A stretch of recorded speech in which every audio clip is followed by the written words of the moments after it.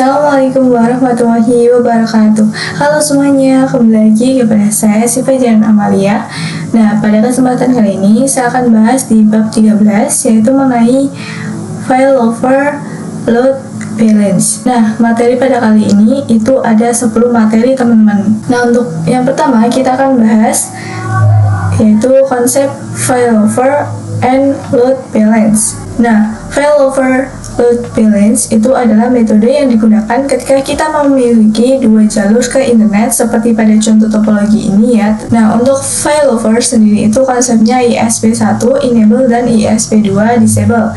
Maksudnya ISP2 itu akan menjadi backup nanti, sedangkan load balance ISP1 dan 2 itu aktif secara bersamaan. Gambarannya itu di beberapa PC ingin connect ke internet melalui ISP1, kemudian beberapa PC connect ke internet melalui ISP2.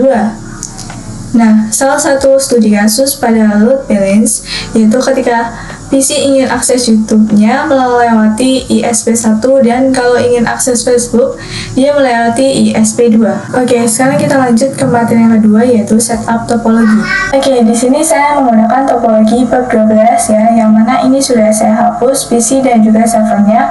Kemudian name-nya untuk router Siva saya ganti menjadi router ISP, begitu juga dengan hostname-nya menjadi router ISP2. Kemudian pada router ISP saya ganti menjadi router ISP1 ya. Lalu untuk bekas konfigurasi PPOE sebelumnya dan teman-teman hapus ya. Lalu untuk router ISP2 ini dihubungkan ke ISP. Dan di sini saya berada di router ISP2 ketika saya coba IP address string. Nah, semua konfigurasi IP yang pada video sebelumnya saya sudah hapus ya teman-teman. Nah, jika belum, teman-teman bisa hapus terlebih dahulu. Di sini kita konfigurasikan word static saja. Caranya seperti biasa, saya masukkan komen IP address, head address sama dengan saya mau IP-nya 137.148 10.137.148/24. Interface-nya Ether 1.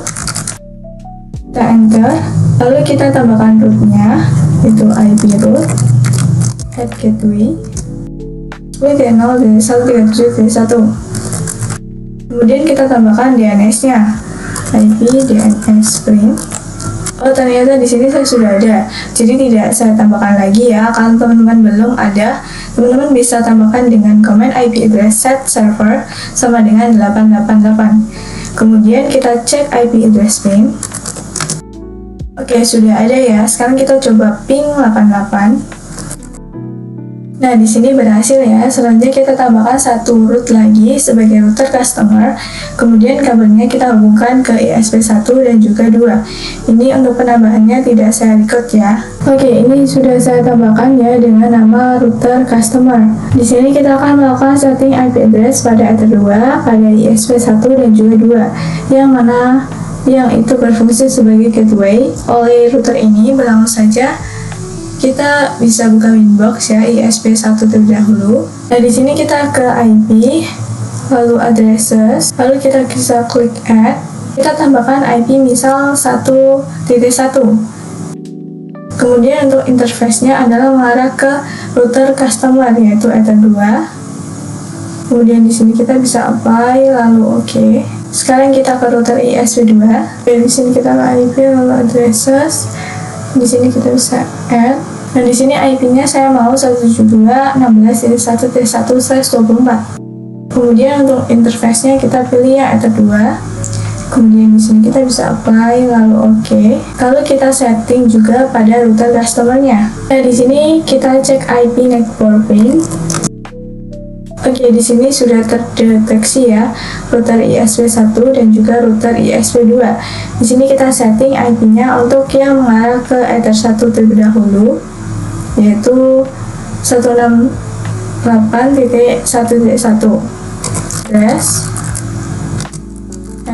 Address sama dengan 192.168.1.2/114. Interface-nya kita ether 1. Oke, di sini kita bisa enter. Lalu kita isikan juga untuk ether 2-nya. Kita enter. Oke, sekarang kita coba cek ping gateway-nya. Ping 192.168.1.1. Oke ya teman-teman, di sini berhasil. Kita coba ping gateway ISP2-nya, yaitu ping. Nah, ini juga berhasil ya teman-teman. Oke, sekarang kita lanjut ke materi yang ketiga, yaitu add default route pada router customer. Nah, di sini kita akan mencoba menambahkan default route pada router customer-nya, yang mana nanti router customer itu bisa internetan dengan menggunakan dua jalur, yaitu dari ISP1 dan juga ISP2. Oke, langsung saja kita add pada router customer-nya ya. Oke, di sini saya sudah connect customer-nya ke Winbox dengan menggunakan Roman ya. Oke, di sini kita ke IP, lalu routes. Kemudian di sini kita bisa klik add. Untuk TCP address-nya yaitu 0/0. Kemudian untuk gateway-nya kita tulis IP yang mengarah ke ISP1 terlebih dahulu, yaitu 1.1. Kemudian kita bisa apply, lalu oke. Lalu kita tambahkan lagi untuk yang mengarah ke ISP2. Di sini gateway-nya 2.1.16.1. Kita bisa apply, lalu oke. Nah, ini salah satu dari routingnya, statusnya itu S2 nih. Kalau starting aja tapi nggak apa-apa, ini tuh bisa aktif menjadi AS. Lalu kita disable routing satunya. Nah, inilah konsep dari failover. Di sini saya akan aktifkan yang ISP1 saja. Kemudian yang ISP2 ini saya disable. Oke, ini di sini kita disablekan saja. Kita coba tes apakah sudah bisa ping ke internet atau belum. Di sini kita bisa ke klik new terminal. Kita coba ping 88. Oke, di sini sudah berhasil ya teman-teman. Nah, karena DNS-nya belum kita isi, maka di sini kita bisa ketikkan IP DNS set servers sama dengan 888. Kita enter. Lalu kita coba ping Google. Nah, di sini berhasil ya teman-teman. Oh iya, agar lebih maksimal kita tambahkan 2 PC pada topologi kita ya. Di sini untuk proses penambahannya tidak saya record ya. Oke, ini sudah saya tambahkan ya 2 PC-nya. Nah, agar mereka itu bisa internetan, di sini kita setting pada router customer-nya. Oke, di sini kita bisa klik yang bridge. Kemudian kita bisa klik add. Untuk name-nya, misal saya mau bridge Siva. Kemudian di sini kita bisa apply, lalu oke. Kemudian di sini kita bisa ke port. Di sini kita masukkan interface apa saja, yaitu ether 3 dan juga ether 4. Kemudian kita coba setting IP untuk bridge-nya. Di sini kita ke IP, lalu addresses. Untuk IP bridge-nya, saya mau misalnya 10.10.10.1/24. Interface-nya kita pilih yang bridge Siva. Kemudian di sini kita bisa apply, lalu oke. Kemudian kita buat DHCP server juga ya untuk PC-nya. Ini kita bisa klik IP, lalu DHCP server. Kita bisa klik DHCP setup. Untuk interface-nya kita pilih yang bridge Siva. Kita bisa next saja ya teman-teman. Oke, ini sudah. Kemudian kita bisa setting NAT-nya. Kita ke IP, lalu firewall, lalu NAT. Kita bisa klik add. Chain-nya itu RSCNAT, out interface-nya itu ether 1. Kemudian action-nya adalah masquerade. Di sini kita bisa apply. Kemudian ini sekarang kita buat lagi untuk yang ether 2 ya. Di sini kita bisa copy saja. Kemudian interface-nya kita ganti menjadi ether 2. Kemudian di sini kita bisa apply, lalu oke. Selanjutnya kita coba request IP pada PC-nya. Kita coba IP DHCP. Oke, di sini pada VPC 1 saya mendapatkan 10.254. Kemudian kita bisa ke PC 2-nya.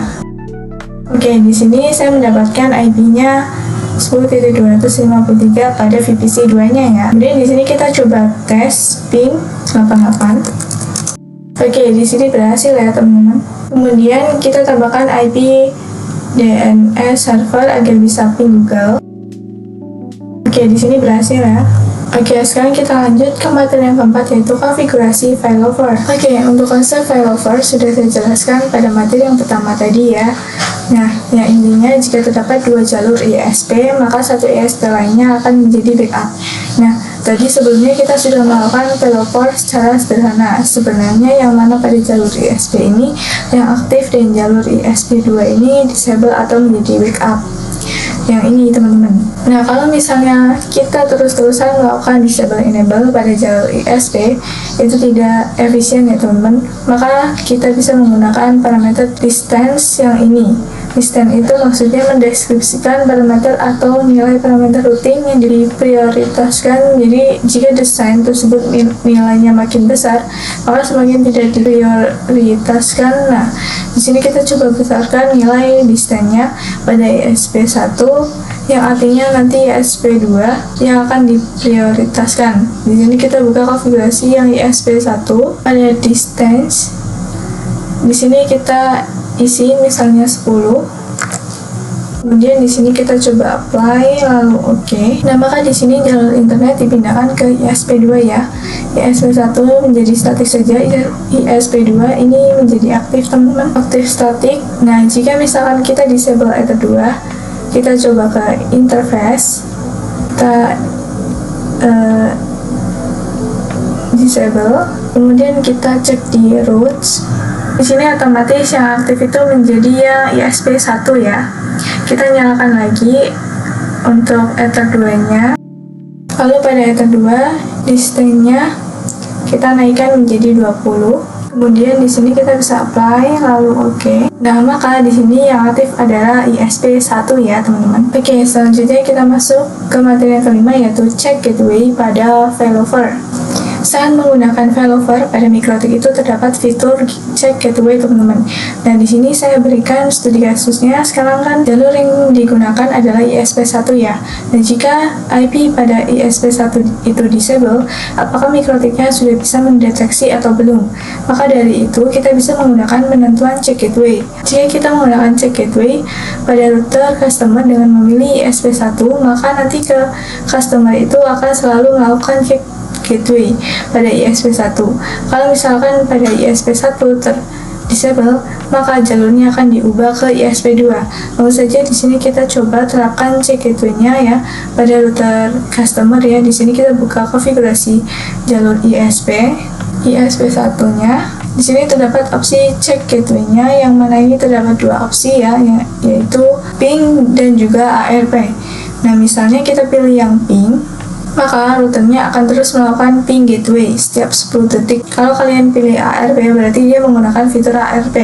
Di sini kita pilih yang ping saja ya. Kemudian di sini kita bisa apply lalu oke. Sekarang kita coba disable IP ISP1 pada router ISP1. Untuk IP yang mengarah ke Ether 2, ini kita disable terlebih dahulu. Kemudian kita tunggu sekitar 10 detik ya. Sambil menunggu kita coba cek pada routing table-nya ke router customer. Nah, maka di sini jalur yang aktif adalah jalur yang ke ISP2. Jadi sekarang dia itu sudah bisa mendeteksi jika pada ISP1 itu terdapat kesalahan. Kita aktifkan lagi IP pada ISP1-nya. Oke, sekarang kita lanjut ke materi yang ke-6 yaitu konfigurasi load balance HMP.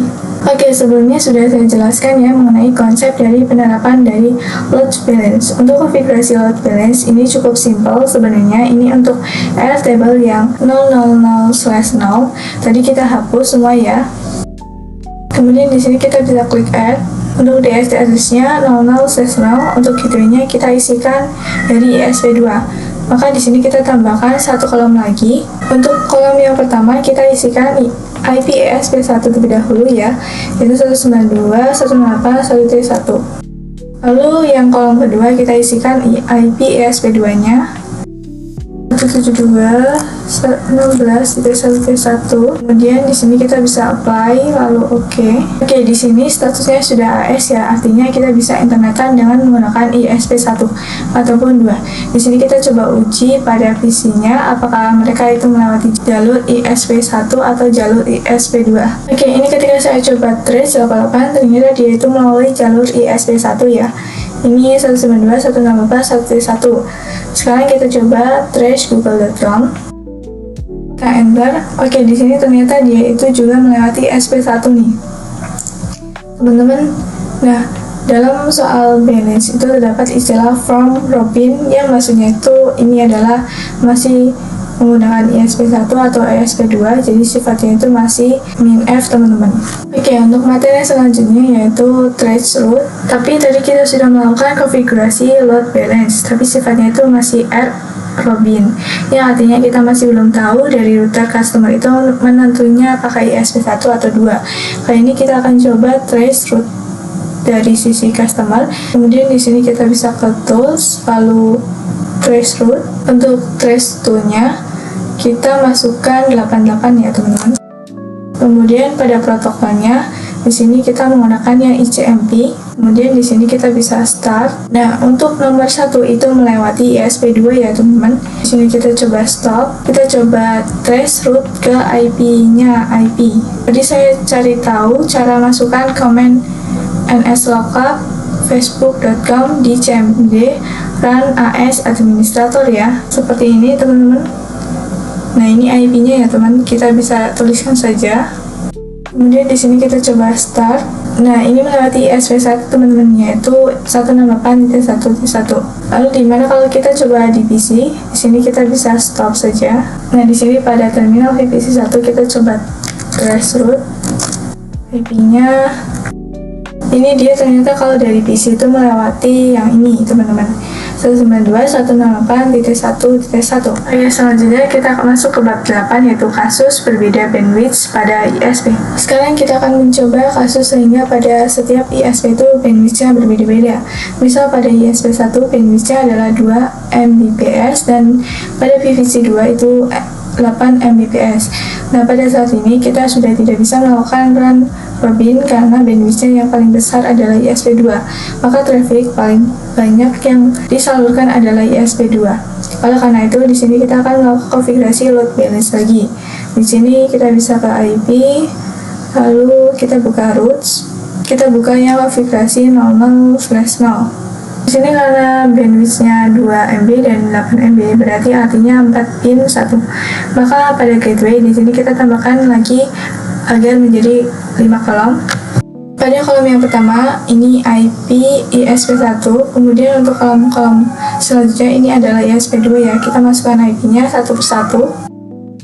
Oke, seperti ini kita bisa apply lalu oke. Nah, jika sudah seperti ini, bisa dipastikan jalur yang paling banyak digunakan untuk akses internet ini adalah ISP2. Kita coba uji dengan trace route. Di sini kita bisa ke tools, kemudian trace route.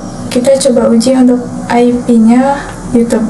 Ini sudah protokol itu masih ICMP. Dan di sini kita bisa start. Nah, benar ya teman-teman, dia pakai jalur yang ISP2 yang IP-nya adalah 172.16.1.1. Kemudian teman-teman bisa coba PC-nya, insya Allah nanti dia pasti akan melewati jalur ISP2 ya teman-teman. Oke, untuk materi selanjutnya kita akan konfigurasi load balance routes rule. Sebenarnya kita pernah mengkonfigurasi balance dengan menggunakan BSD. Sekarang kita akan coba konfigurasi load balance rules. Rules ini bekerja dengan ERC address. Maksudnya adalah kita bisa mendefinisikan misal dari PC 1 kemudian mau internetan itu melalui ESP1.